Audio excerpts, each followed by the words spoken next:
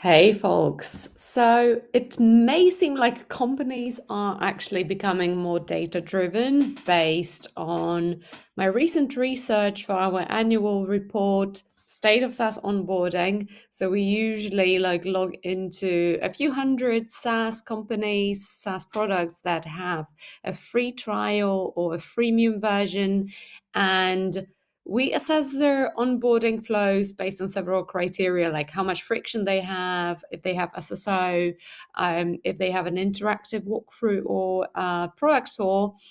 And now that I've been doing this research for the last few weeks, I noticed a certain trend that a lot of SaaS companies, a lot of SaaS products do indeed ask their users more questions. They use micro surveys in their onboarding more. So it might seem like they are more data driven, but then are they really? And after a few of these encounters with really long questionnaires and super long forms in the onboarding flows, I realized that, well, not really, right? A lot of companies are asking their users questions in advance because they seem to have some sort of FOMO, right? They are afraid of missing out on this opportunity to ask their users questions about like their role, use case, demographics, the number of employees or team members in their team, or whatnot. Even if they don't directly use this information immediately in the onboarding flow. I would say that's a big mistake that can cost you a lot of signups. Yeah, sometimes increasing the friction of sign up for your product may make sense if you want to gate it and only allow the right type of audience to sign up. But this wasn't really the case, right?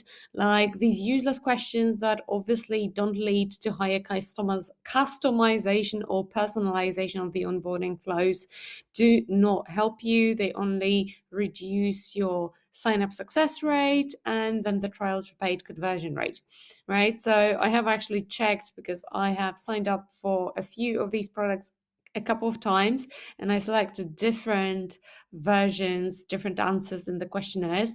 And no, my onboarding flow didn't change at all. So it was definitely data hoarding, right, for the future. Why? You can still ask these questions later at a relevant stage of the user journey when you know you will need this information and then use it pretty much instantly, right? That way, it's a useful hack. You can reduce the friction in your sign up and reduce the drop off rate in your sign up process. Yeah, so when do you decide when you are going to use this information? This is actually a very good question. And in order to answer it, you may need to read this article about product journey mapping, right? And when you want to place a certain experience or a certain question in your user's product journey. So, to sum it all up, there is nothing more annoying than being asked questions that the product management is not using in your user journey, and especially being asked for feedback or being asked for feature requests or bug reports, then you guys don't act on, right? I'm using this tool. Some people may know what I'm referring to, but I don't want to shame anyone publicly here, right? All the time that asks me a lot of these questions, and I keep reporting certain issues in the tool.